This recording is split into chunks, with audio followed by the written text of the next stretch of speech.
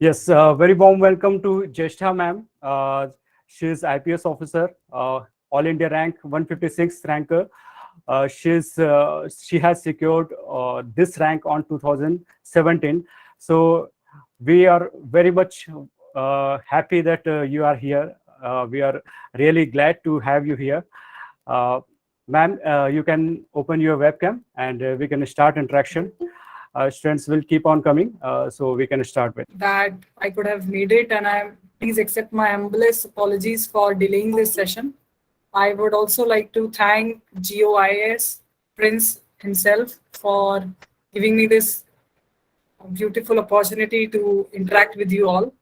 So I hope whatever I have gathered through my journey, my success journey, I hope I would be able to share it with you in whatever stipulated time.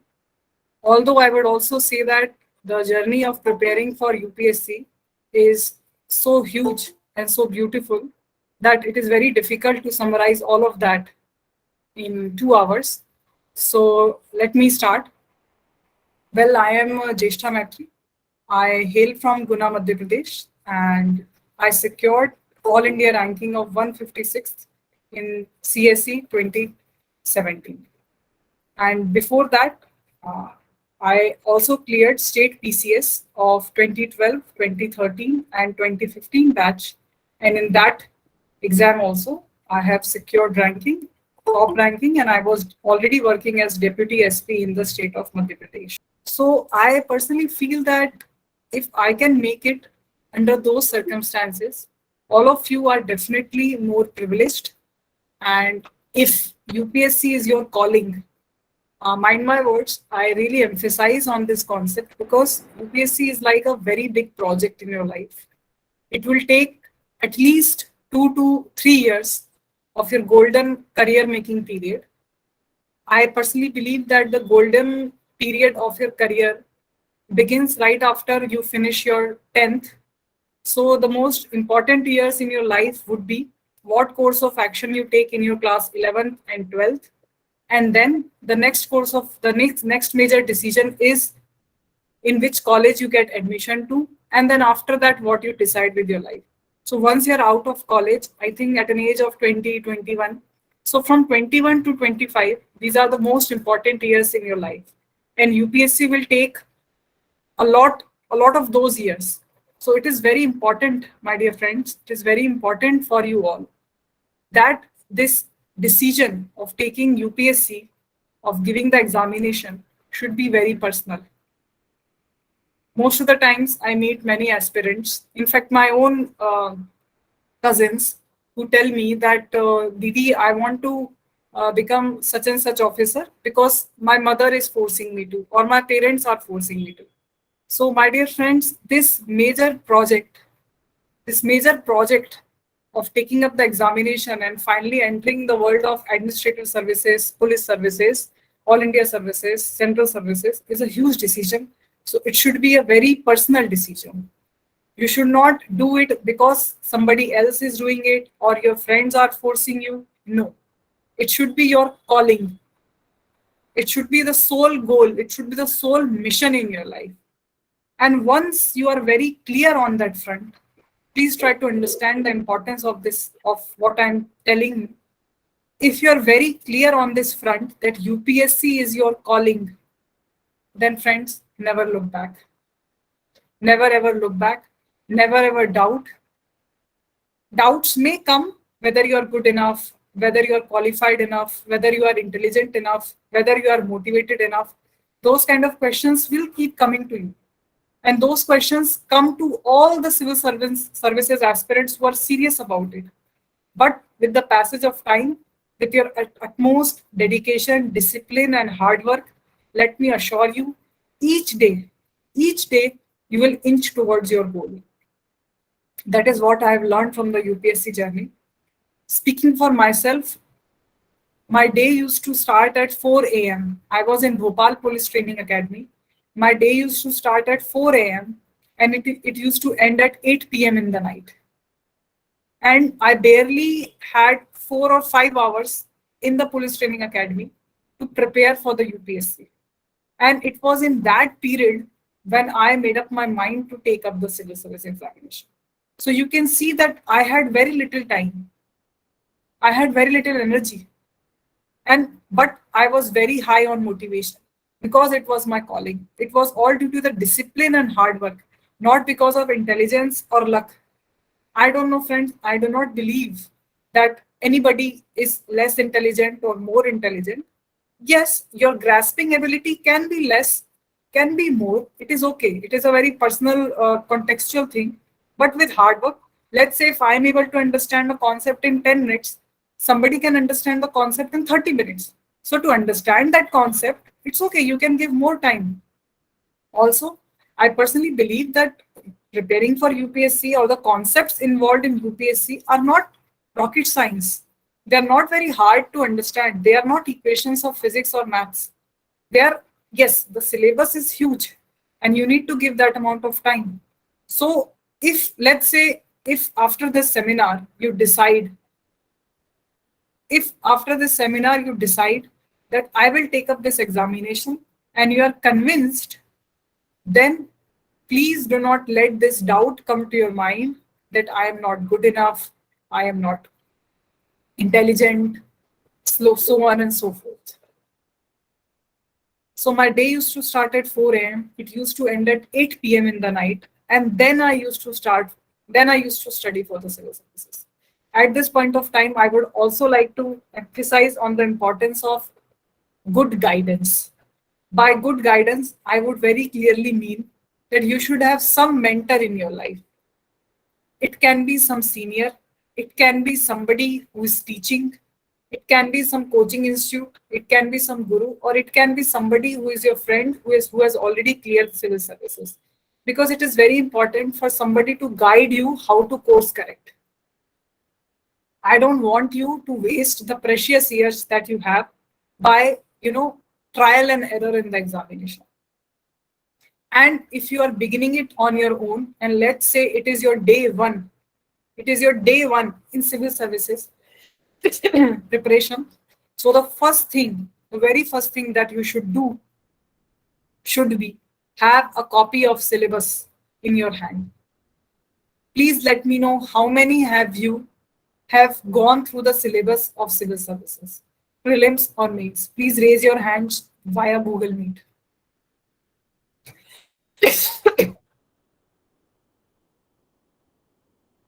Okay, I can see some hands.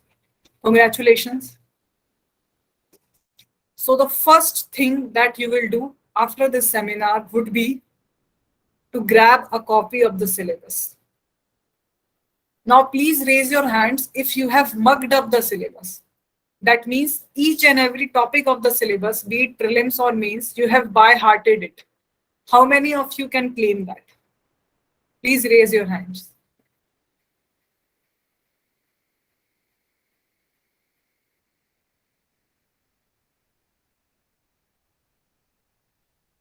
Wonderful, wonderful. And next, the third step, the most crucial step, again, the most crucial step that you will do is that you will buy the previous 10 years question papers of your prelims, of your mains, and of your optional. The next third big step that you need to do before even thinking of attempting the civil services. So please do that once the seminar gets over. The fourth major important step, the crucial decision that you have to take if you are attempting civil services is choice of optional. I think the choice of optional will make or break the deal for you because it will determine your final ranking in civil services. So this decision is very crucial. And I know, I'm very sure most of you will be very much confused that which optional that you should opt for, whether it should be science or engineering, it should be humanities, or it should be language. So let me help you out. I will give you three filters that will help you pick up an optional wisely. So the first crucial filter, the most important filter would be whether you love the subject, whether you have an inherent liking for the subject. The most important decision. Second important filter or criteria that you should apply should be the amount of coaching material, test series, and guidance that is already available on that subject. And third should be the length and breadth of the subject. For me, I started off with geography, history, and sociology. I liked all three of them. I picked up the copy of syllabus. I went through the syllabus, and then I thought that I'm fine and comfortable with geography. I'm comfortable with history, and I'm also very comfortable with sociology. Now, the next filter I applied was the amount of guidance or coaching material or test series that was already available. So when I applied that filter, fortunately, all the three subjects had enormous guidance, coaching material, test series available. And next, when I applied the filter, was the length and breadth of the syllabus. So if you already have the copy of syllabus in your mind, it will come very naturally to you that geography and history, it does not have, compared to sociology, sociology has a very comprehensive and crisp syllabus. We have 10 units in paper 1 and 15 units in paper 2. So in totality, you just have 25 units and the subtopics are also small.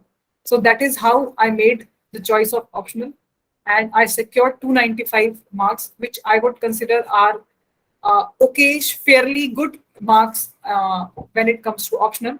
And you should target anything above 300 out of 500 in the optional. So friends, it is very, very important. In fact, the most important choice to make in civil services, that which optional you should choose.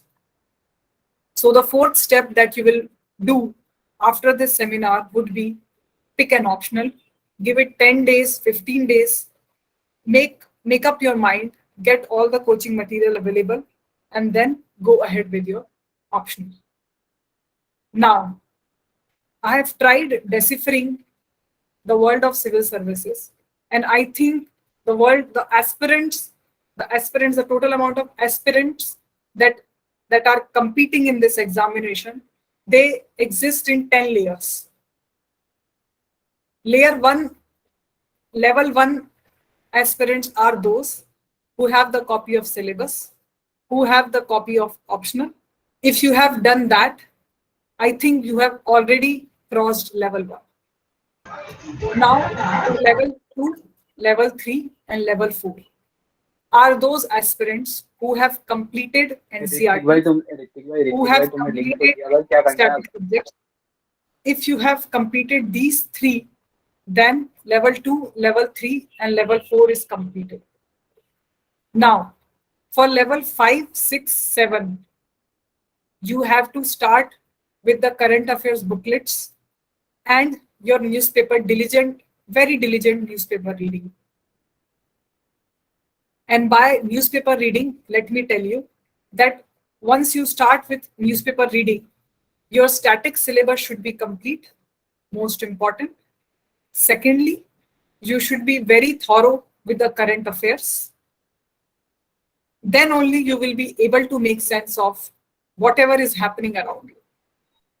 I would like to see how many of you can understand the Hindu or the Indian Express or their news items from day one. Please raise your hands. I don't think so. Most of you will actually make, because these are very difficult concepts. These are very new concepts.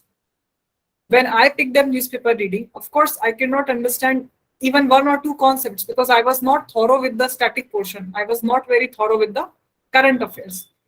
Let me give you an example. In the state of Jharkhand, I hope most of you who are reading newspapers, because I read the newspaper in the morning, most of you must be aware that the CM is in question.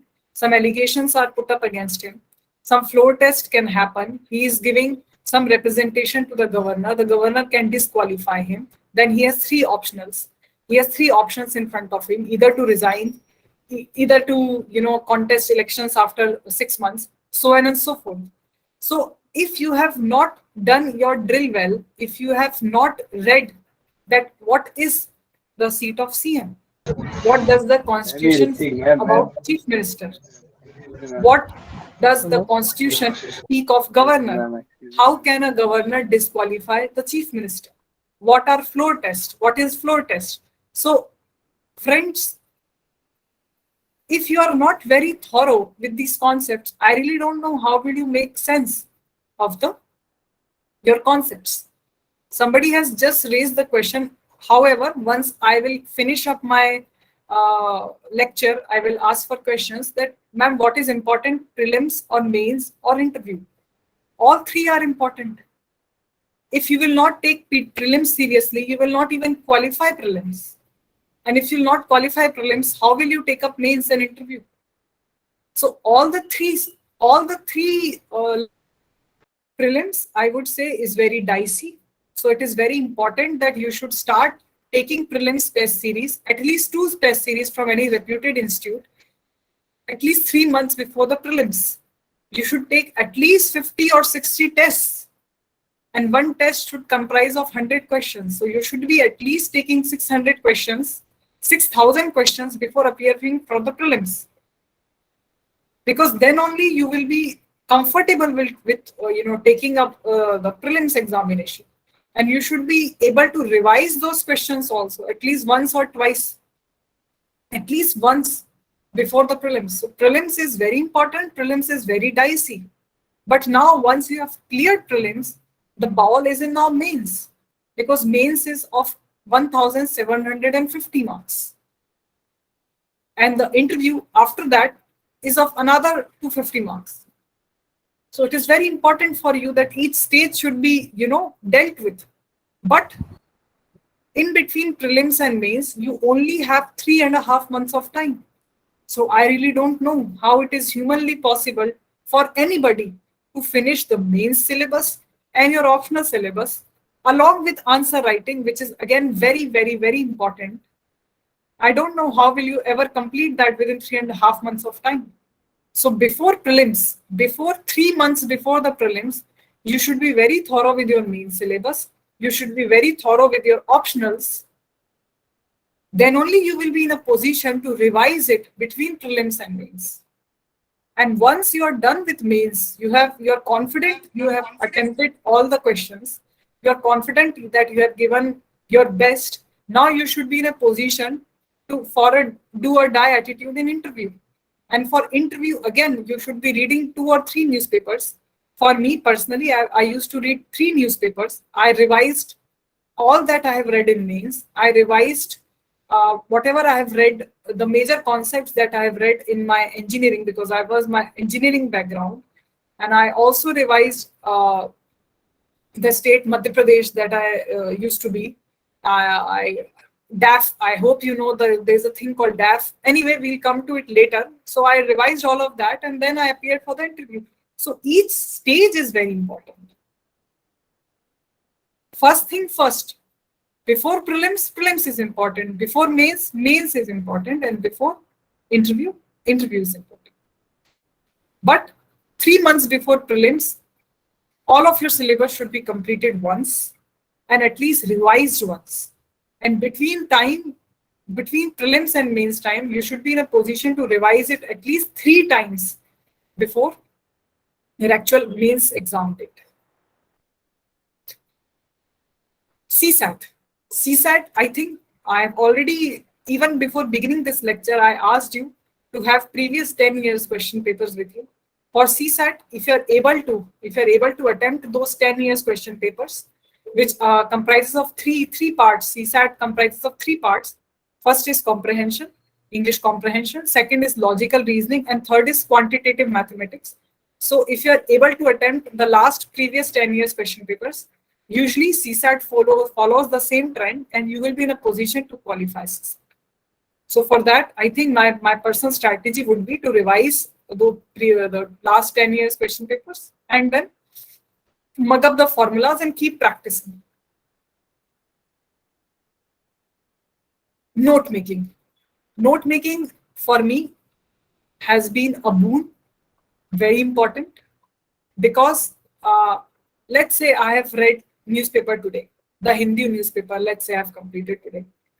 If I am a normal human being, I will not even remember 10% of it after 20 days. Even you will not be able to remember that. So it's very important for us to make notes of everything that you are studying. But how will you understand what is important, what is not? It will only come to you once you have completed some static portion of your syllabus. I also feel that note making should be very crisp. It should not be ideally more than 10% of what you read. Like if you have read 100 word article, so your note making should not be more than 10% of it. So 10 words, you should be able to summarize it in 10 words. And I also feel that note making should be topic wise. Once once you have mugged up, once you have by hearted your syllabus, you will know that if I'm reading this topic in today's newspapers, in which syllabus topic would it fall?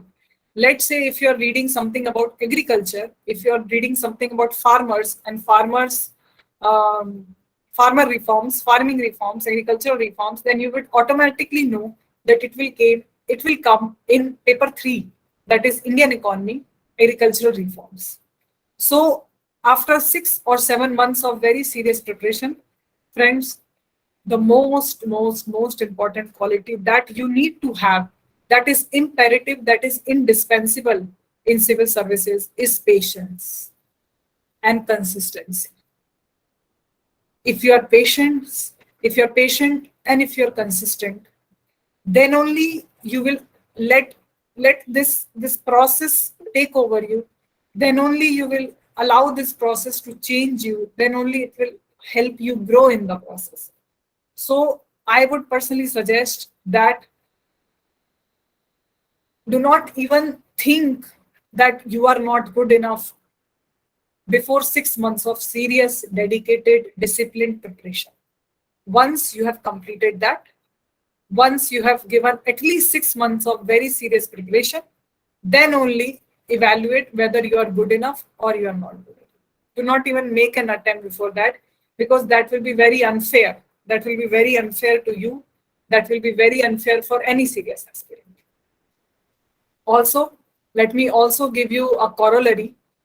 Let's say if I've entered in class 11th and somebody asks me that Jyeshtha, you need to appear for the final examinations of class 11 after 2 months. So do you think I am well prepared for that? Of course not. Nobody is well prepared in 2 months for board examinations, because you need 12 months or 11 months of serious study. Please take the examination, UPSC examination, in the same manner. Give it time. Do you remember how you used to study in class 11th and class 12th? You used to take unit test, then monthly test, then you used to appear for trimesters, then your second terminal, then your pre-board, and then your board. So take your UPSC examination in the same. For people who are appearing, who are in the first and second year of college, I personally feel that you only require 12 months of very serious preparation. Before that, you can develop an orientation for the civil services. You can start watching news channels. I would suggest watch DD News, watch Rajya Sabha TV and Lok Sabha TV. No other news channels are required for the preparation. You can also listen to All India Radio news items, podcast. I think they can be helpful. So you can generally, you can have an orientation for the civil service examination, but do not be bothered. Please enjoy your college life, and please also try to perform very well in your academics. When I was in my college, and I never used to undermine my performance in the college. I tried my best to give whatever was required out of me, and I secured very nice pointer and nice percentage in my college also. So I would suggest that do not ruin your present for future. Please keep your academics also well and try to perform well in academics also. Also enjoy with your friends. Please do not make it a life and death issue in your life. Enjoy with your friends. I used to enjoy a lot with my friends.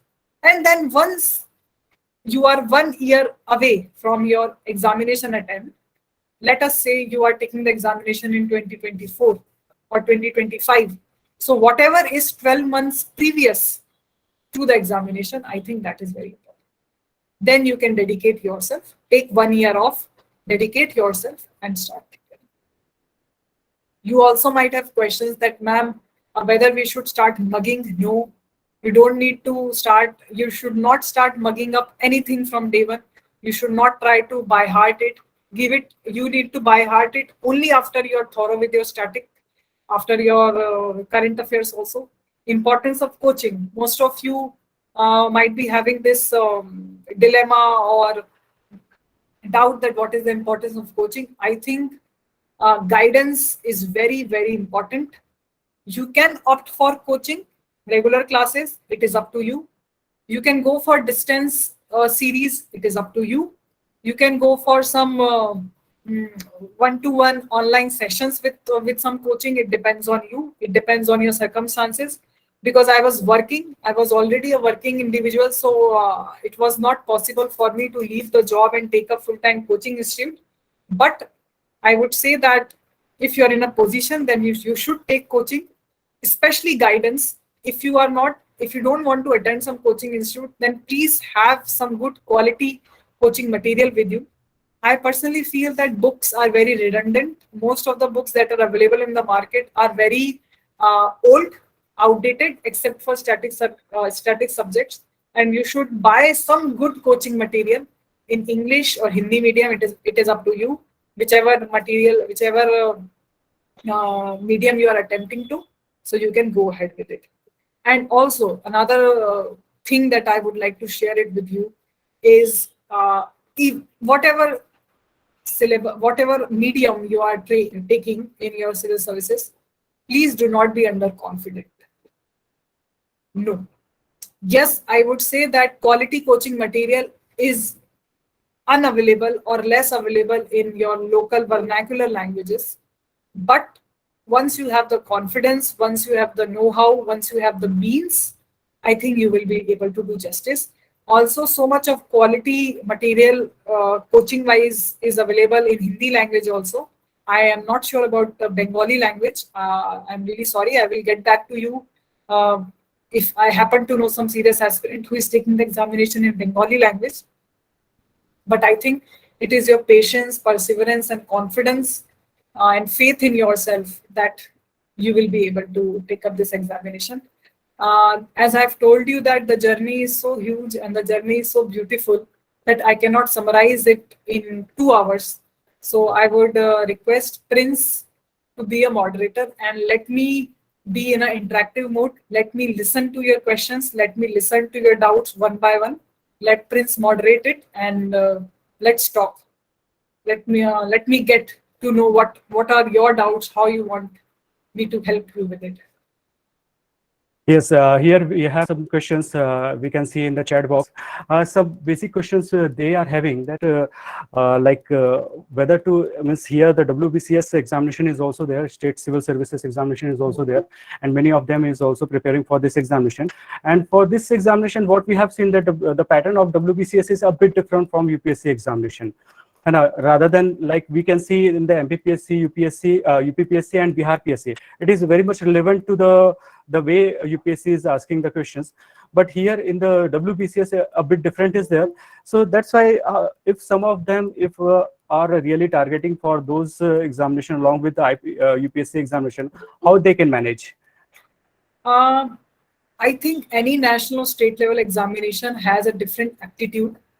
And personally, the state examination and all India examination, UPSC, are very different in their approach and aptitude. But having said that, I think you can first, if you are a very fresh civil servant, I would say please give UPSC your wholehearted attempt. But just in case if you are two minds, then you have to prioritize. I would suggest you should not take up both the examination in the same examination year. If you're taking West Bengal PCS this year, then try attempting UPSC in the next year. Because sometimes it becomes very difficult because of the different aptitude and requirement of the examination. Let me speak for myself. When I attempted Madhya Pradesh PCS in the year 2013, I was a fresh pass out. So the syllabus was very different from UPSC. So first I cleared NPPCS. There was some portion that was overlapping, but most of it was not overlapping. And once I cleared and secured a rank in Madhya Pradesh PCS, then I appeared for the UPSC. So it will be very difficult for you to manage both examinations and secure good rank. But if there is a gap for of 7 to 8 months in both the examination, then I think somehow you can manage yourself. One question many of the aspirants are having, that how to be consistent, how they can make it on the daily habit. Like some of what happens that the motivation keeps on going. Sometimes they are looking at your lectures or your interactions, they are highly motivated. After 10 days or 15 days, they are being demotivated. So what principles which we had said that if you are really interested, you cannot be inconsistent. So apart from this, how they can remotivate yourself all the time? Definitely there might be certain surroundings which is not very much helpful for them. So how do they can manage this kind of situation? Friends, all of us are human beings. All of us will feel high, all of us will feel low. It is absolutely fine. There will be times you will feel utterly demotivated. You will feel that I am not good enough. I cannot ever clear it. I used to feel it at least twice a day. You'll be very surprised to know that, but I used to feel it at least twice a day. But it's okay. Let it be. You should be very thorough and consistent in your approach. And I think personally that have a very impeccable daily schedule. Why am I suggesting this to you? Because once you have a very nice schedule, let's say you start your studies at 9 a.m. or 8 a.m., then you study for 2 hours, take half an hour break, then study for 2 hours, take half an hour break. If you're able to give this consistent 6.5 to 7 hours of consistent preparation, I think it's okay. If you are doing well, then it's okay. You can feel demotivated, but then that demotivation should not linger for more. Let's say if you are feeling demotivated, you don't want to study, it's okay. Take a break, watch some nice movie, go out with your friends, speak with your parents, it's okay. But then get back to it. Do not spend more than 2 or 3 days. Like, because you know what happened, let me tell you a very uh, which most of us don't discuss it.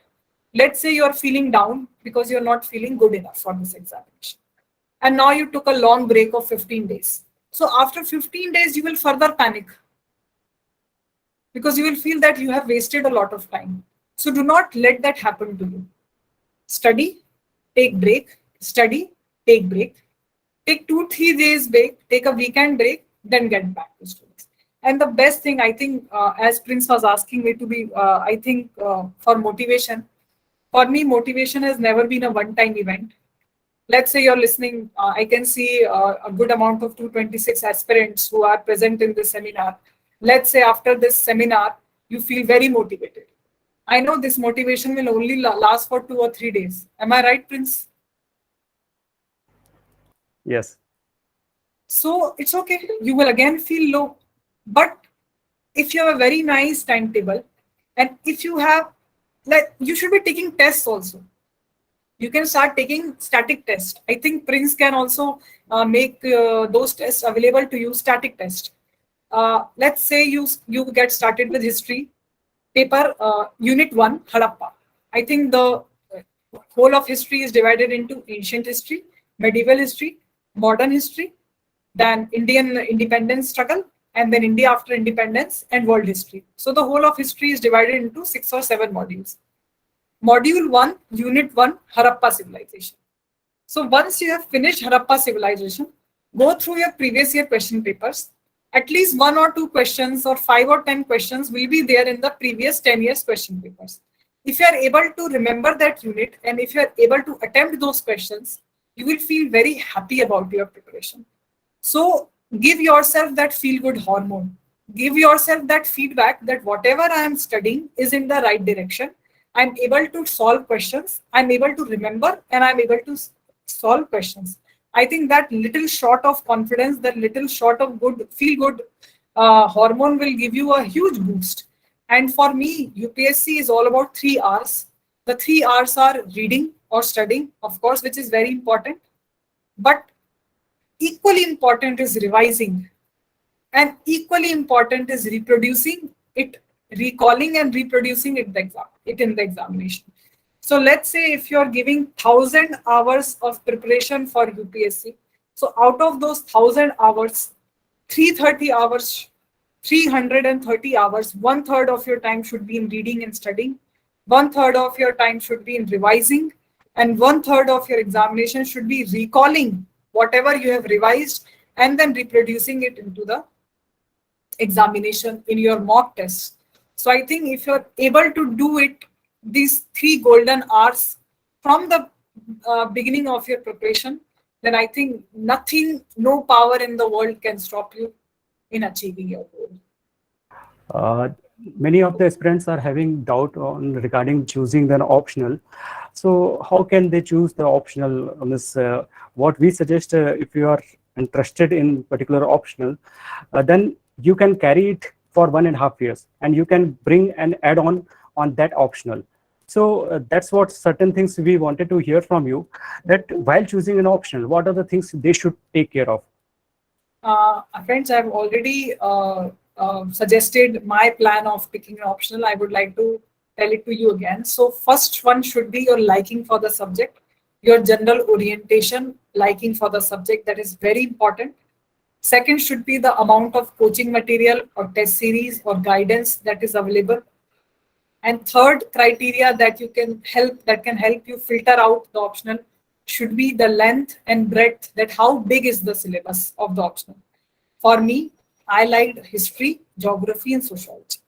So I liked all three of them. I went through the syllabus and I was like, all three are very interesting. I would like to read all three of them.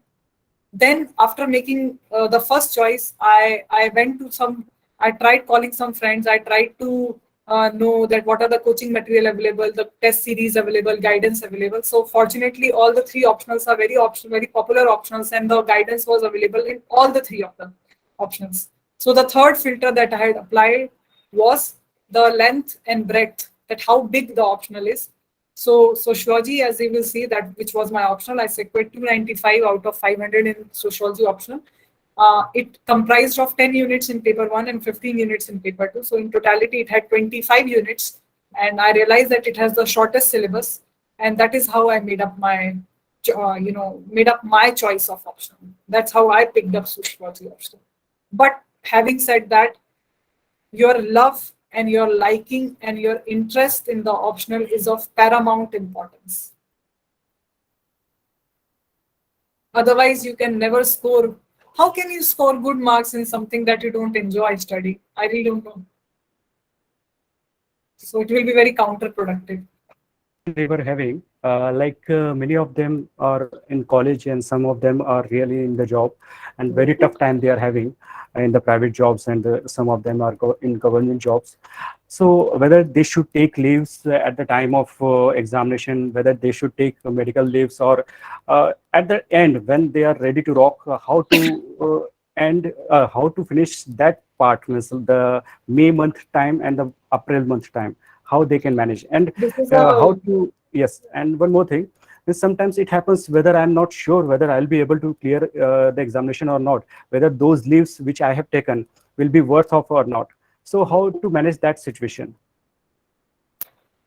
I would like to answer the second part, whether taking the leave.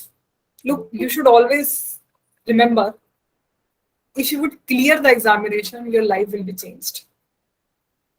So if you're taking leave, it's okay. It's a win-win situation. It is just leave. Nobody is asking you to leave the job.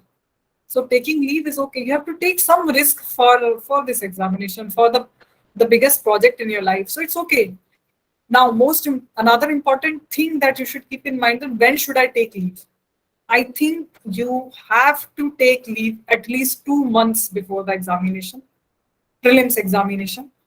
Then you should also take leave between prelims and mains. So between prelims and mains, around 3.5 months, before prelims 2 months. So I think 5.5 or 5 months of leave is indispensable. You have to take it, because you have to revise a lot of things before taking up the final examination. Between means and interview, no. You do not require any leave.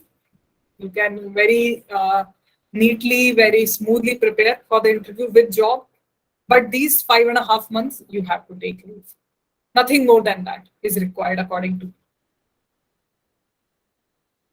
A question, But daily 3 to 4 hours, even if you're very, very, very busy, at least per week, you should be able to put at least 35 to 40 hours.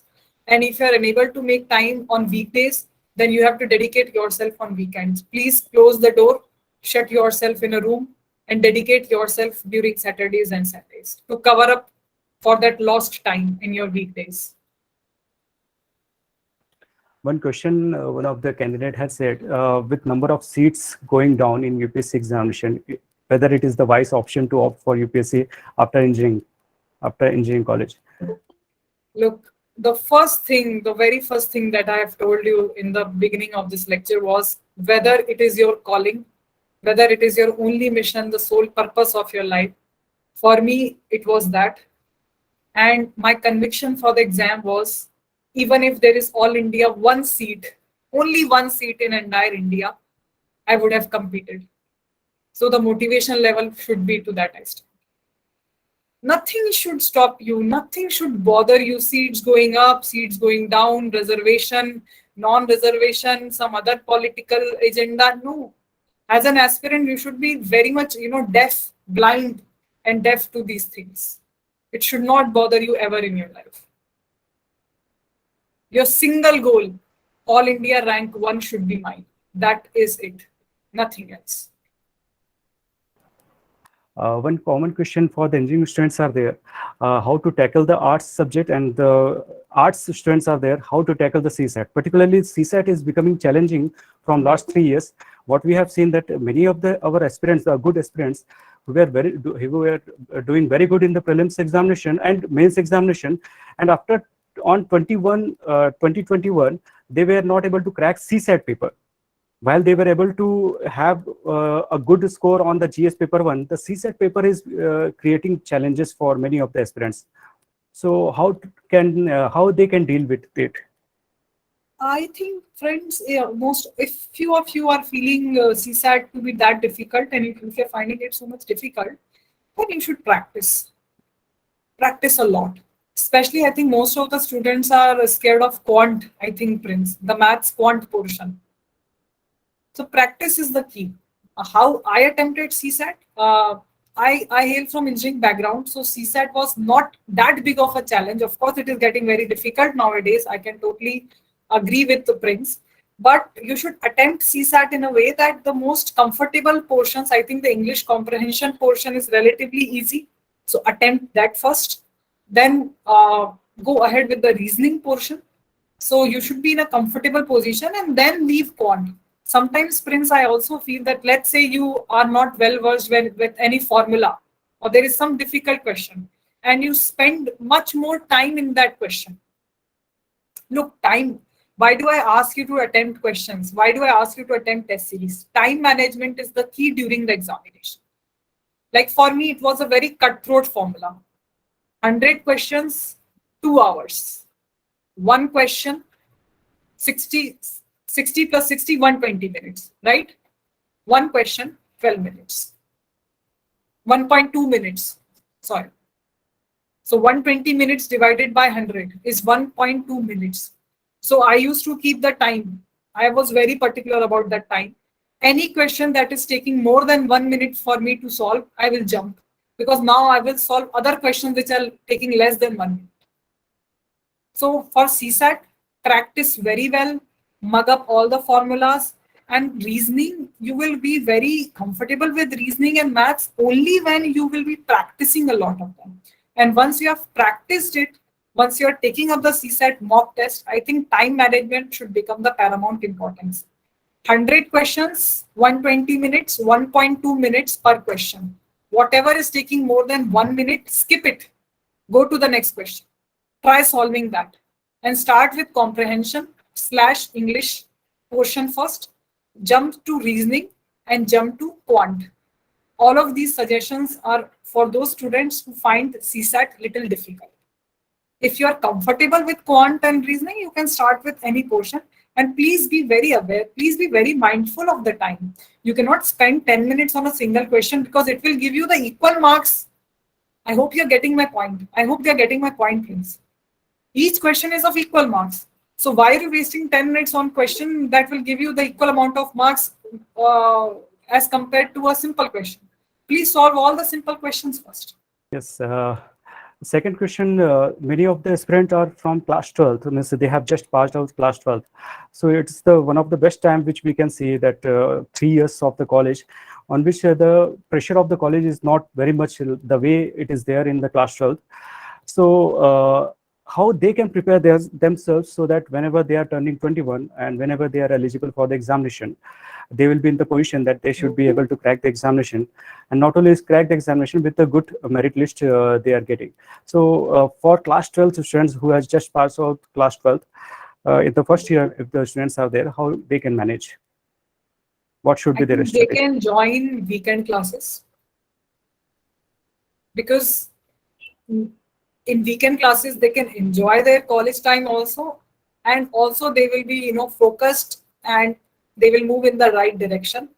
As I've told you, take up some guidance, take up some coaching weekend classes, buy material on weekend, set a target to finish some static material, make a target to at least read your weekly newspaper, make a target to at least watch some good program on Rajya Sabha TV or Lok Sabha TV. I think that is enough.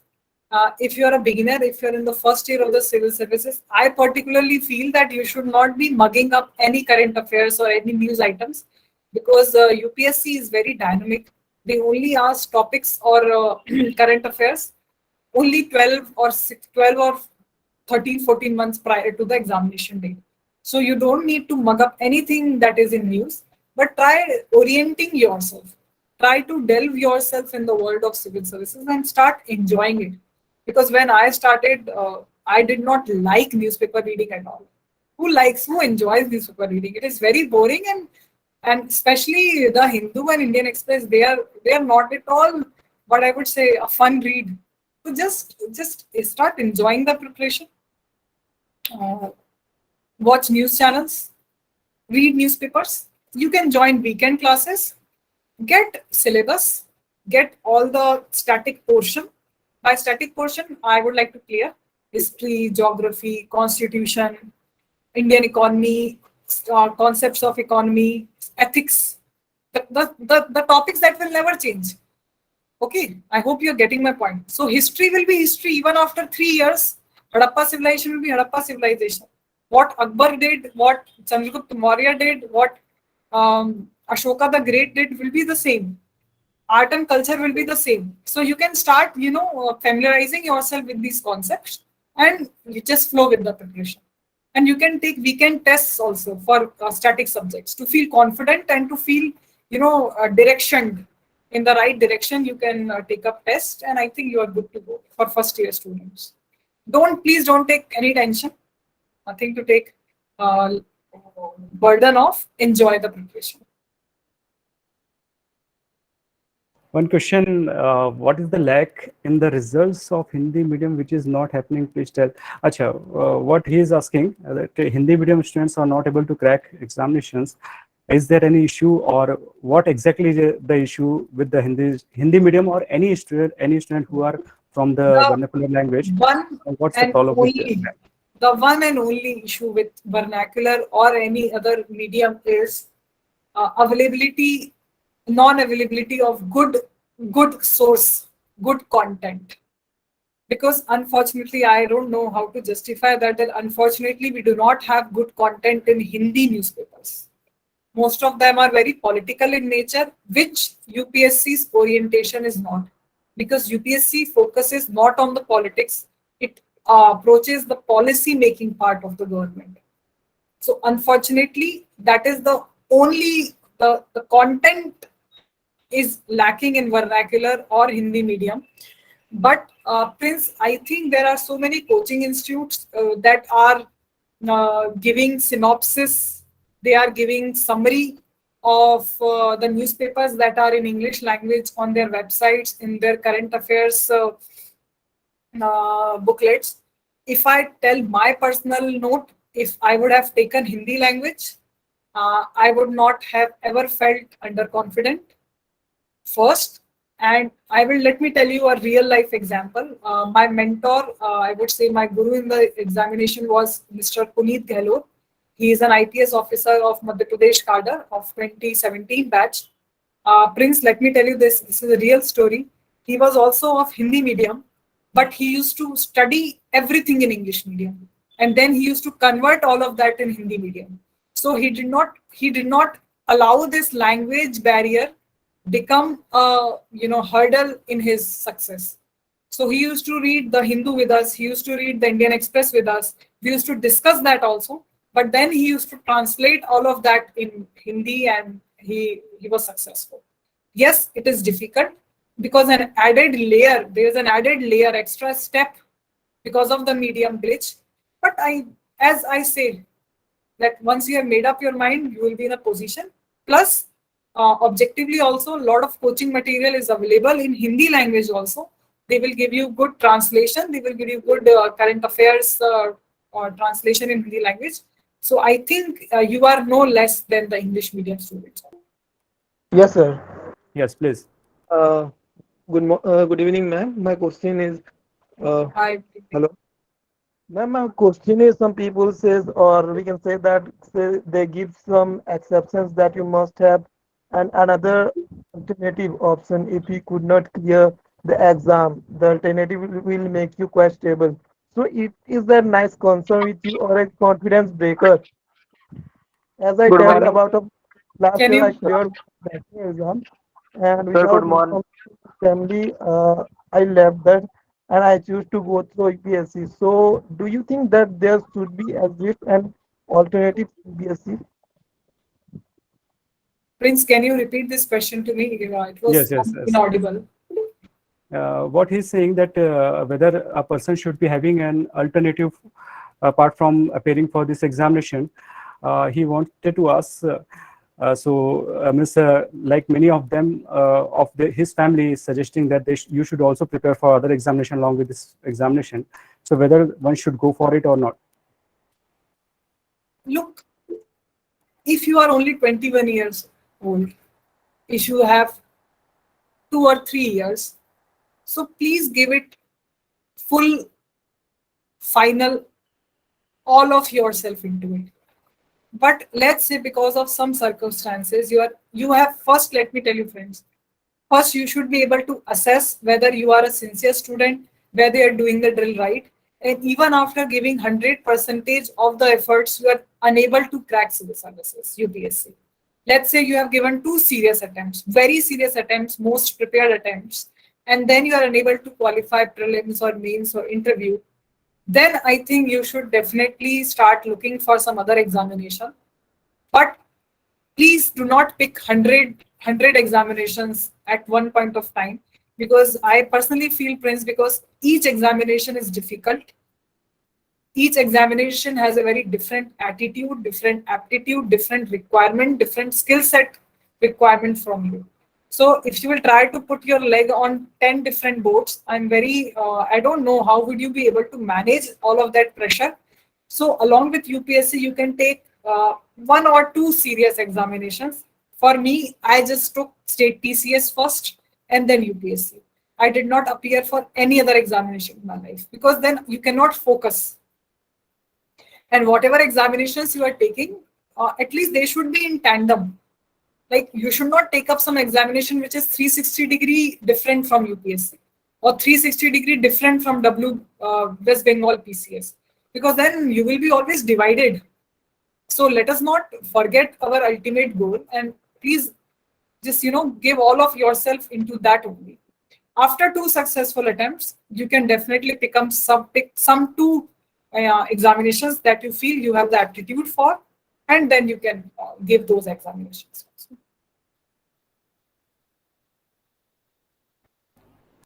Nice. One more thing students wanted to ask, if they are preparing notes, like some of the students are having a habit that while reading they are preparing the notes. But at that point of the time, they are not very much mature enough that they are preparing the efficient notes.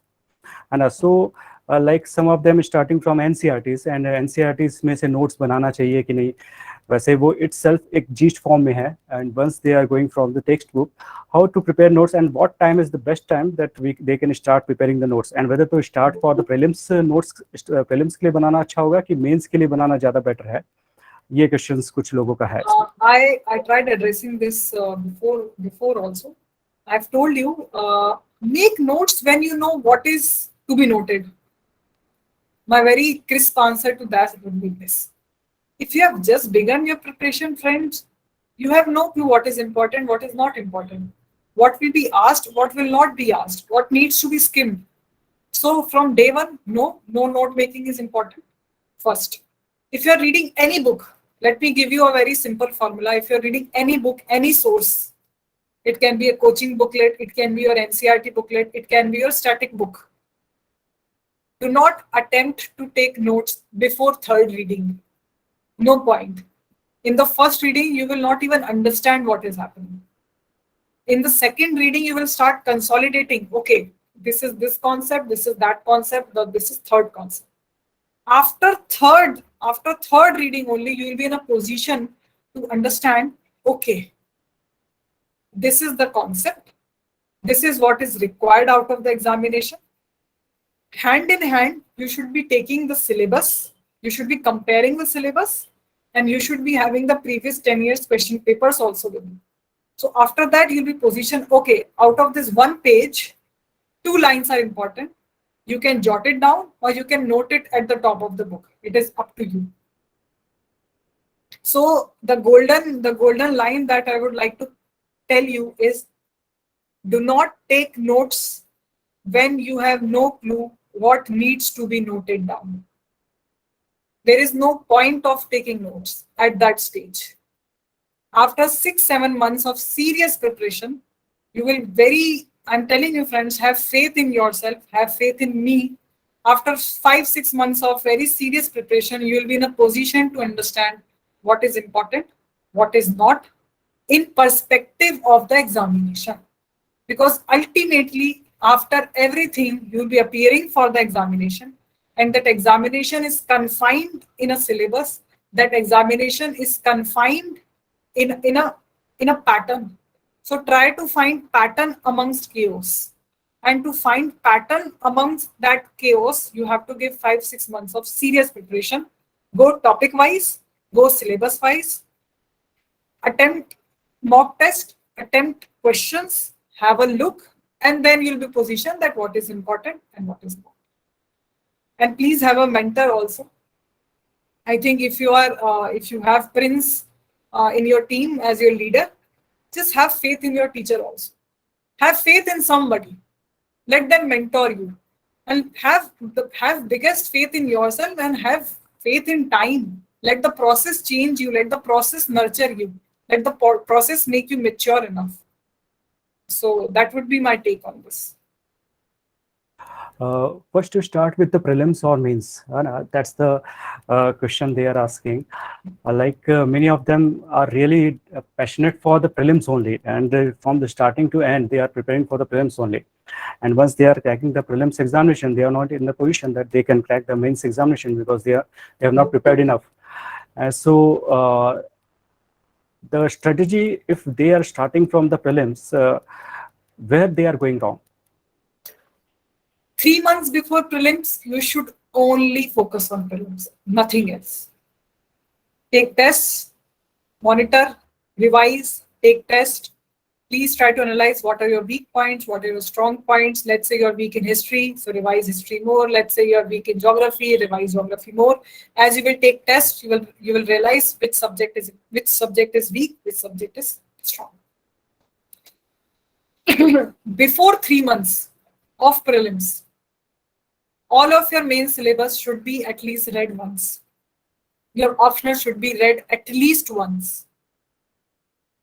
You cannot afford. You cannot afford leaving all of that after prelims. That is a suicidal step. Let me be very clear. So friends, you are not attempting prelims. You want to bag under 50 rank in UPSC CSE. That is your goal. Clearing prelims is not your goal. So begin with an end in mind. You have 12 months. Let me give you, you are appearing for June 2024. From June 2023, your serious 100% preparation should start. From June 2023 till February 2024, complete your optional, complete your mains syllabus. You should be in a position to attempt some questions. Then from March, April and May, let's say it's in June, from March, April and May, only prelims. Your test series, your revision, then analyzing which portion is weak, which portion is strong, again taking tests, revising the same drill before prelims. Between prelims and mains test series, optional test series, revising, revising 3 times, at least 3 times, complete syllabus. After mains, revising your educational background, revising your job profile, revising your DAF, revising your main syllabus, reading 3 newspapers. One should be your national newspaper, one should be your state-specific newspaper, one should be a financial daily. These 3, taking 4 or 5 very sincere mock interviews, appearing for the final. You cannot skip any of the steps. Very important to have this timeline. Very important to have this timeline in your mind. Or if Prince has to add something. Once they are starting to write the answers, what time is good to write the answers? Roughly November, December, they should at least start writing the answer. And because after prelims examination also, again they will have to go for writing the answers. So answer writing के लिए ऐसा क्या pattern use करें जिसमें उनको best of the results आ सके. Like all the questions are having the word limits 150 words, 250 words, and some of many of the aspirants are from the universities where अगर ज़्यादा लिखते हैं तो ज़्यादा मार्क्स मिलता है ना. ये एक कॉमन हैबिट है इनका. और इसके कारण से क्या होता है, they are end up losing the important questions because they are not able to find time for the important questions. So whether to attempt certain questions thoroughly or to attempt all the questions? All questions. If you want top rank, all questions. Okay, you cannot afford leaving a 20-mark question. You should not, ideally. Point 1. Point 2, UPSC will not give you marks when you beat around the bush. Your answer should be very crisp, to the point. Your content should be rich. And what I mean by content, you should have an introduction. That introduction should be supplemented by a fact. It can be a latest report. It can be some latest finding. It can be some latest committee. So start with that. It will give you an edge, because that means that you are very thorough with the topic, and plus you are very thorough with the current affairs. Should be your introduction. Then let's say it depends on the question, what is being asked. I used to follow point wise, because paragraph is too boring for me, and paragraph takes lots of words also. And again the drill, 250 marks. Let's say 20 questions, 3 hours. I think that is how it is, Prince. 20 questions, 3 hours, 60, 60, 60, 180. You have 180 minutes, you have 20 questions divided. Per question, you have only 9 minutes. Keep that in mind. Keep your watch, start writing.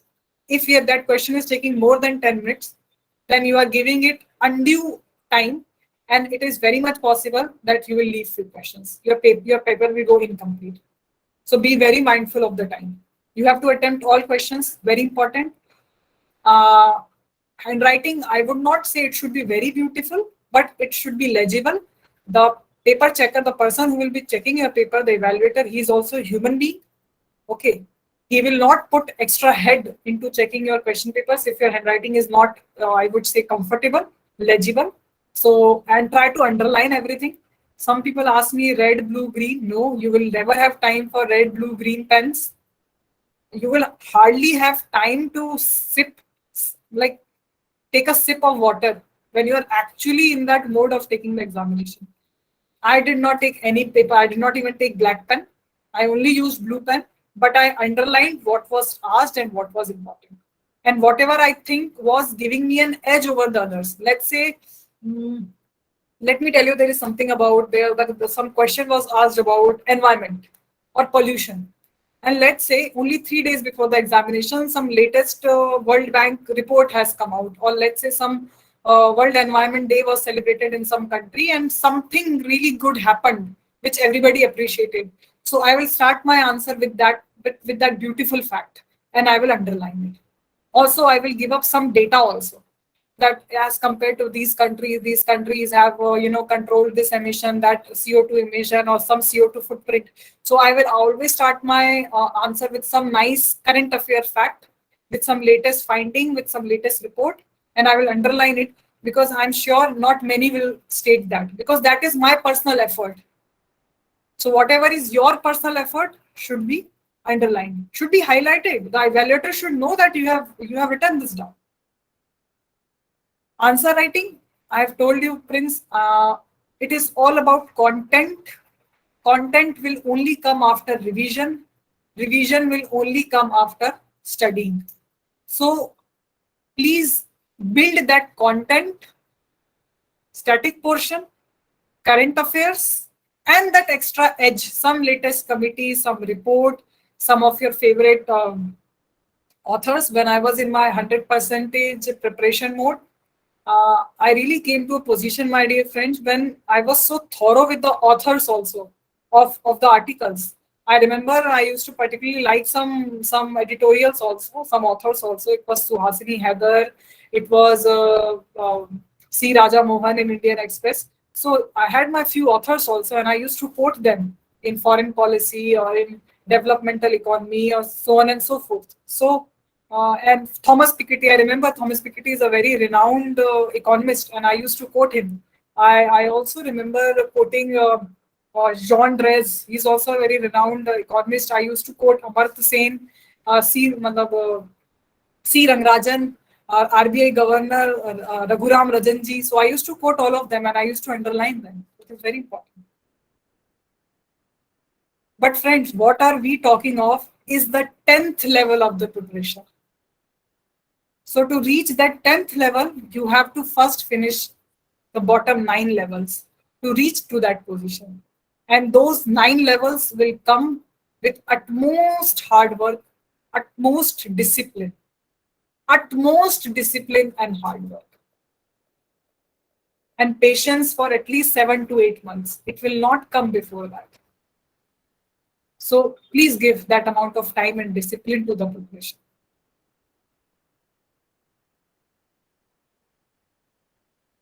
ऐसे paper जो होता है ना, ऐसे paper around अभी now it is what is happening 125 marks के 2 questions आ रहे हैं.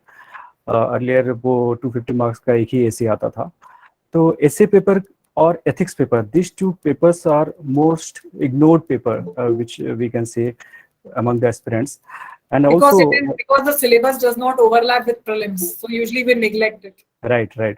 Right, that's right. So particularly for the ethics paper, how can they prepare for the ethics paper? Because we can see the many of the even the toppers also not scoring more than 100 marks for the ethics paper. So what should be the strategy for the ethics paper? Ethics, out of 250 marks, 125 marks is reserved for the static, the theories of ethics, and the rest 125 marks is usually reserved for the case studies. I hope I'm correct. Or there are a number of nice books available. There are enormous amount of coaching material, enormous amount of written material available for paper part 1. Part 1, you have to learn. You have to learn the concepts. You have to mug up the let's say, what are the theories of those philosophers. You should also be in a position to define. Yes, very important in ethics would be definitions. So what is a dilemma? So what is an ethical dilemma? So basically, dilemma is a situation when you have two options and both of them are equally good. and they might appear equally fair to you. So you should be in a position to define that. And then paper one is all about learning and then presenting it in with an ethical point of view, with using the ethical jargons also. Part two is your case studies. I think specifically now we are speaking of ethics paper. So I used to make, there was two approaches that I approached in my ethics answer writing. First one was is known as stakeholder analysis, and second one is known as uh, the middle path approach. So what is the middle path? As Buddha has told us, let's say you have been given a position, which is the biggest ethical dilemma. Now that I'm in the services, I can tell you more clearly. Uh, some XYZ person has committed some wrong in your district. Okay. You know that that person is wrong and you should not benefit that person. Now your mother called you up saying that that person is your relative. When you were a little child, your father was ill, that person gave you some financial help. So Jyeshtha, you should try to help that person in that particular case. Now I'm divided. How am I divided? Because now my role as a daughter and my role as a police officer is in conflict. Now what should I do? That is one of the most, what I would say, common dilemmas that you will find in real life also, in ethics paper also. Now what I would do? My first approach should be on a one extreme, that no, I will not listen to my mother. I will tell her that I'm a very upright officer. I will not do this. I will not do that. You should never approach me. So this is one extreme. The next extreme will be that I will I will tell my mother that, okay, mummy, don't worry. Such and such person has helped us during our troubled times. I will help him outrightly soon. This is another extreme. The third, the middle path approach should be that you will try to convince your mother that, mother, I am a civil servant. I am bound by some rules. I am bound by civil services conduct rules. Also, I have a moral responsibility to do the correct thing, to do the right thing. And at the same time, I will ask that person to meet me, to tell me facts of the case, things that are legal, things that can be that are doable. I'll be doing those things. I'll be giving him that benefit. But things that are illegal, I will not go ahead with that. So I think in a very structured manner, and that is how we also approach life situations also. We do not exist in extremes. We always try to find a middle path. So one approach to answer writing can be that for every situation. Second approach can be stakeholder analysis. Stakeholder analysis also, like, you can add some dimensions to this answer. Who all are affected in this? Who all are the stakeholders in this situation? I am a stakeholder. So the stakeholder analysis approach would be that who all are in picture. I am a stakeholder, that uncle is a stakeholder, my mother is a stakeholder, public at large. So for you, public at large is also important. You cannot afford to be partial. So the idea of objectivity, impartiality, not biased. I hope all of you have studied these concepts. These are oft repeated concepts in ethics. So you have to mention that. Because I'm a civil servant, I'll be very objective, I'll be impartial, I'll be politically neutral, I will not bow down to pressures. So all of these things you can be using in your examination. And ultimately your goal is to benefit the public at large. So your answer can end with that I will keep that public at large should be benefited for my decision making, and that is how I will approach the situation. Yes, for the interview part, what kind of questions had been asked to you? Like in the UPSC examination, the interview is written as the personality test. So whether it is a test of your knowledge or it is the test of your personality. Absolutely correct. As you have already told us that interview is not an interview; it's more of a personality test. And UPSC is looking for three qualities. Friends, they are only looking for three qualities in you. First one would be whether you are hardworking. Second is whether you are humble, and whether you are honest. So these are the three qualities that they are looking for you. How will you prove that you are hardworking? To thorough with your syllabus. So I think yes, in content is important, Prince. It is important. They will ask questions from current affairs. They will ask questions from static subjects. So it is very important. Second is whether you are humble. By humility, they expect that you are a kid. Of course, we all are kids when we are taking the examination, and whether you have the humility to accept that you are wrong. So sometimes they try to test you by putting you in difficult situations. So you should never lose your temper. You should never argue with them. I think that is the worst mistake you can do during an interview, arguing with the interviewers, because let us all be very clear on that front that the people who are sitting right in front of you are 30 years, at least 30 years, 25 years older than you. They are at very senior positions. The positions that you are eyeing for, they have already completed their service. And honesty. Be very honest. Do not try to put any artificial self in front of you.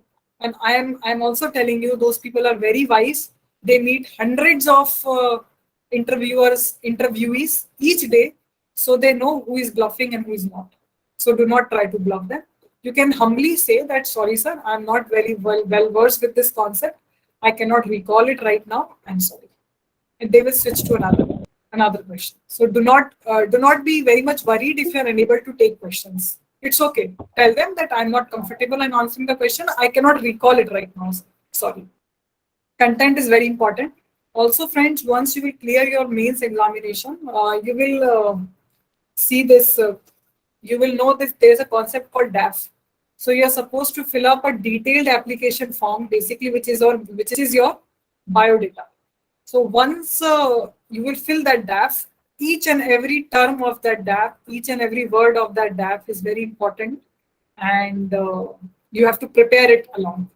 So you should be very thorough with your hometown, with your home state, with your school education, with your college education, then your previous job. You should be very thorough with the concepts, and then with your current affairs and your subject. So I will read out some questions, although I have cleared most of the queries beforehand. But still, I will tell you that how to connect current affairs. It depends on the question. If the question is about poverty, if the question is about agricultural reforms, if the question is about something that is in news, so of course you have to start your question with the latest finding, with the latest data. If the question is about Indian economy, you should be in a position to answer that, to substitute your answer with the latest economic survey, the latest budget analysis. So it depends on the question. But let's say there is a question in history. So you should not, you need not put any current affairs in that. You need not put any current affairs in static geography question or question related to some static topic. But yes, current affairs is a must, and that will give you one extra mark. That half mark that we all are fighting for, that rank. So yes, connecting it with current affairs is very important. As I've already told you, I think I would like to sum it up, summarize it. Yes, Reading. just a minute. Kaushiki, yes, Kaushiki, what's your question? Good evening, sir. Good evening, ma'am. Thank you for this session, and I really apologize for the hooligans in the session on behalf of Prince sir as well. Just one question I would like to ask, ma'am, that how to deal with the conflict of body and mind.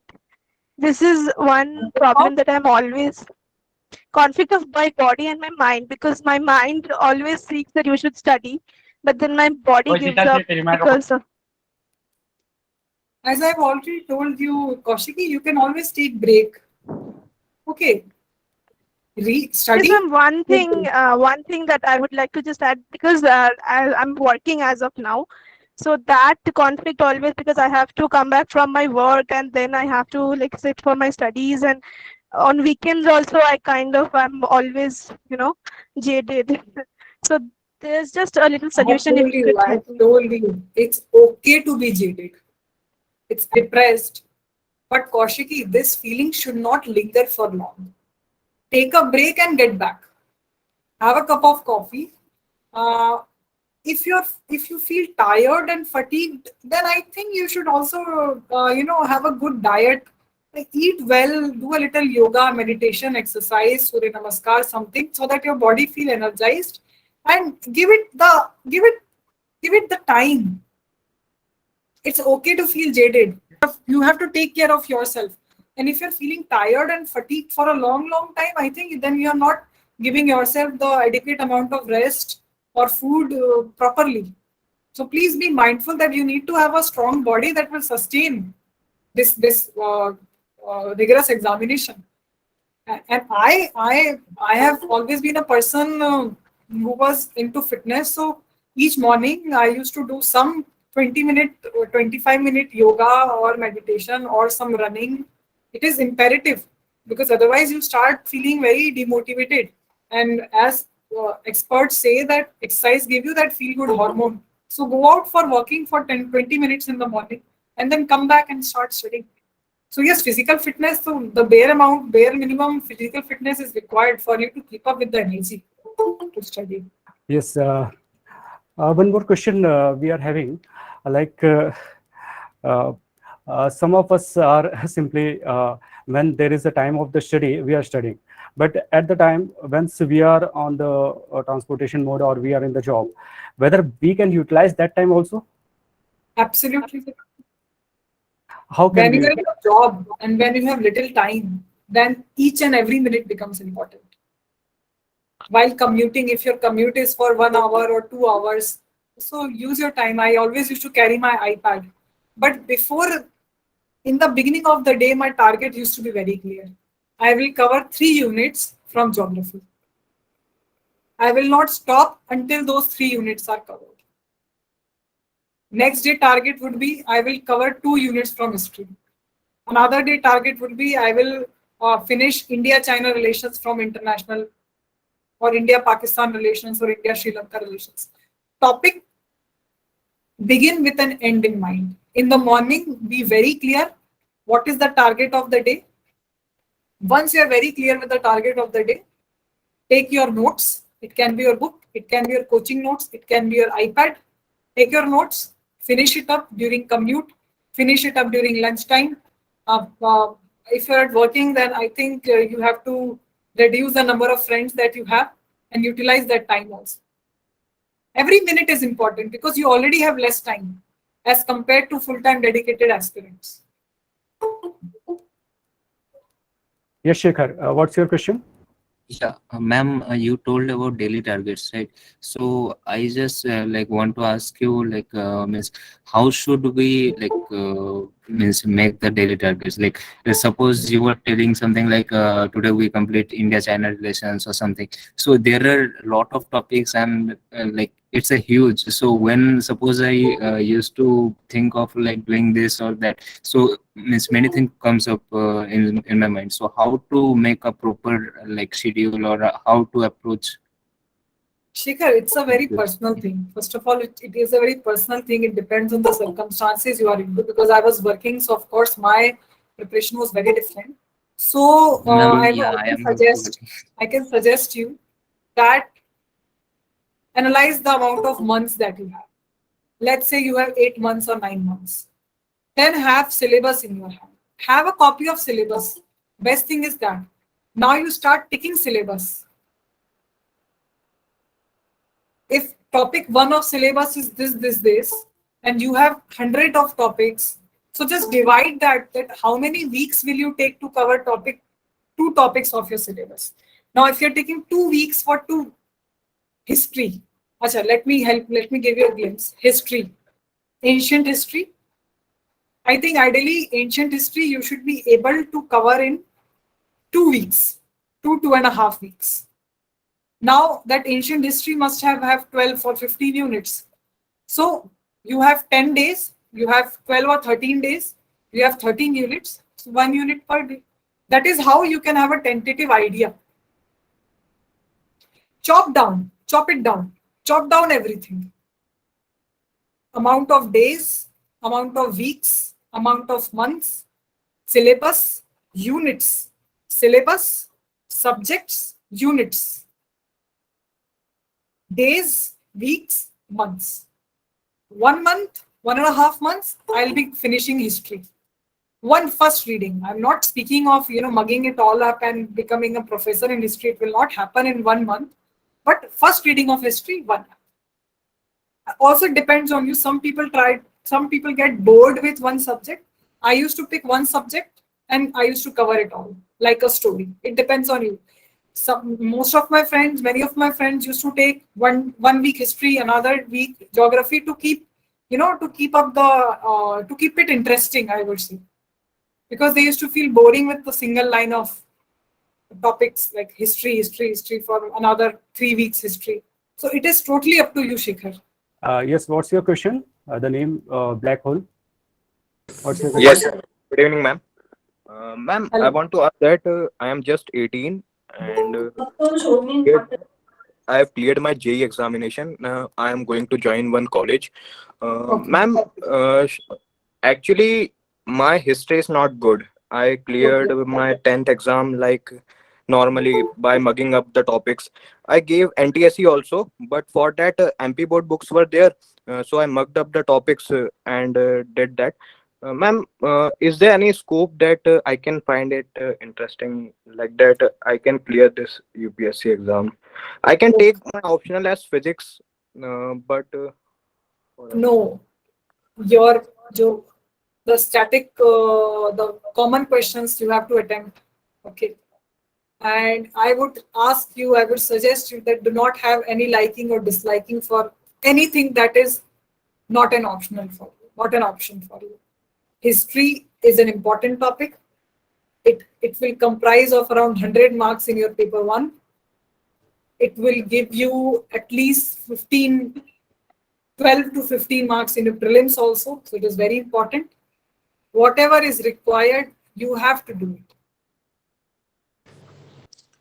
Okay, ma'am. Ma'am, I think what if should you be the start starting step? solving questions, if you start solving questions in a more interactive manner, start discussing topics with your friends, make a serious group of 2 or 3 people, start discussing history like story. So it is up to you how to make it interesting. Okay. You can mug it up by mnemonics, you can make stories, you can discuss it with your friends, you can take questions, you can make diagrams, you can read it by maps, you can watch videos. I think the biggest benefit with all of you is that amazing amount of videos are available, infographics are available on YouTube. So let's say you find history boring, but now you have to study. So just Google that topic on YouTube and watch a video on it. So unfortunately, you have to develop interest by different means. Thank you so much, ma'am. Good. Okay, ma'am. So we can close this session for today. That was excellent session which we can ever have. And second one, the apologize for the wrong things which has been done in this session. But definitely the people who really want that for this examination, for this UPSC examination, certain guidance should be there. And the person who himself or herself has created this examination, the words from his mouth is more important as compared to the other leaders or teachers who are telling them. So both of the things will fulfill their aspiration for this examination. Definitely hard work is surely on their part, but the right direction is our part. And we wanted to wish everyone who is there in this examination that they should be clearing the examination with her guidance, with such a great guidance she has provided. And because she was also an aspirant, and she was also an aspirant for state PSC and UPSC examination both. तो एक अच्छा session आप लोगों ने देखा उनका, और we are really glad that you are here and you have given us and you have thrown light on many of the topics which we have many kind of confusions. Yes, we could not take all the questions because some of the questions are very specific, like how to prepare for geography, how to prepare for economics. But in later session, definitely we'll be taking certain questions, and those times at that time we'll be having a limited session that will be quite good for us. So thank you so much for attending our this session. Prince, जाते जाते मैं हिंदी में ही आपको 2 stories बताना चाहूंगी. I think वो 2 stories थी जिसको मैं ध्यान रख के मैंने इस पूरी जर्नी को साथ निकाला, और उसको मैं इंग्लिश में इसलिए नहीं बोलूंगी क्योंकि उससे उसका जो फील है, जो मर्म है, वो नहीं आ पाएगा. पहली स्टोरी मैं आपको बताऊंगी एक मेंढक के बारे में. मेंढक इज फ्रॉग. सो वो स्टोरी ऐसी है कि एक बार जंगल में एक कंपटीशन था कि सबसे ऊंचे पहाड़ पे कौन चढ़ेगा. तो सारे जो फ्रॉग्स थे उनको कंपटीशन था, सब चढ़ रहे थे, और नीचे से जो बाई स्टैंडर होते हैं जिनको हम ऑनलुकर बोलते हैं, वो नीचे बैठ के यही बोल रहे थे सबको, अरे ये नहीं चढ़ पाएगा, अरे वो नहीं चढ़ पाएगा।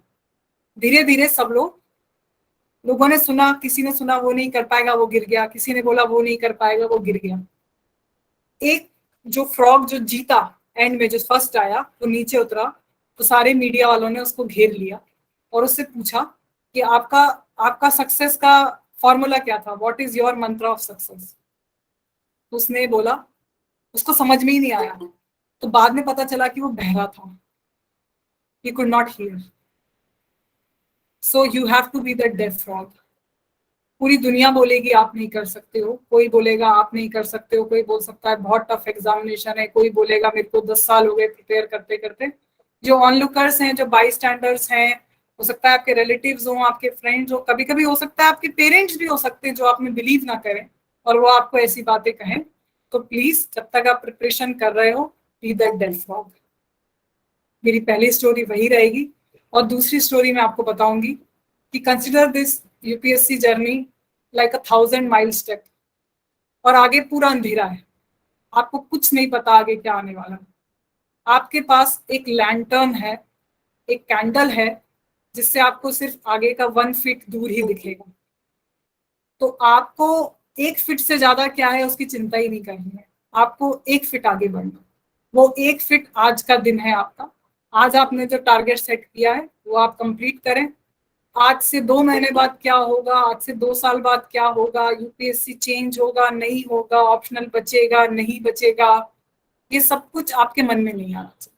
आपके पास एक कैंडल है और आपको 1 फीट दिख रहा है, आगे अंधेरा है, आपको चिंता नहीं करना, आपको 1 फीट आगे नहीं, और आपको बहरा फ्रॉग बनना है। आप ये ध्यान में रखोगे, आपको घबराहट भी कम होगी, आपको डिप्रेशन भी कम होगा। और डिप्रेशन होता है तो होने दो, सभी को डिप्रेशन होता है। जब भी आप लाइफ में बड़ा प्रोजेक्ट लेते हो, you feel demotivated, depressed, so it's part and parcel of your journey, let it be. But बहुत ज्यादा लंबे समय डिप्रेशन में नहीं रहना है, खुश रहना है, अपनी हेल्थ का ध्यान रखना है, फ्रेंड्स के टच में रहो, फैमिली के टच में रहो, अगर आपके पास कोई मेंटर है उनके टच में रहो, इट इज वेरी इंपॉर्टेंट। एक सिंगल गोल के साथ, मिशन के साथ, पैशन के साथ आप आगे बढ़ते जाओ। धीरे धीरे जैसे जैसे आपका सिलेबस कंप्लीट होता जाएगा फ्रेंड्स, आपको कॉन्फिडेंस आता जाएगा, आपको वो फील गुड फीडबैक, वो हार्मोन अपने आप आएगा that I have studied, I attempted test, I am comfortable with it, और आपको अपने आप बहुत अच्छा लगेगा। मेरी तरफ से कंसिडर मी एज समबडी जो आपको ज्यादा ज्ञान नहीं दे रहा है, जस्ट दैट थोड़ा सा समय आपसे आगे बढ़ गई है, I am on the other side of the line. Feel free, आपको कभी भी कोई क्वेश्चन पूछना हो, आप प्रिंस के थ्रू मेरे से टच में आ सकते हैं। And all the very very best. If I can do it, you can definitely do it. That would be my closing lines, और मेरी तरफ से बहुत बहुत शुभकामनाएं आपको। Thank you Prince, thank you GEO IAS for this wonderful session, and take care and good luck. Thank you so much. Thank you so much for coming. We are closing this session. Thank you so much, everyone, for attending this session. Good night.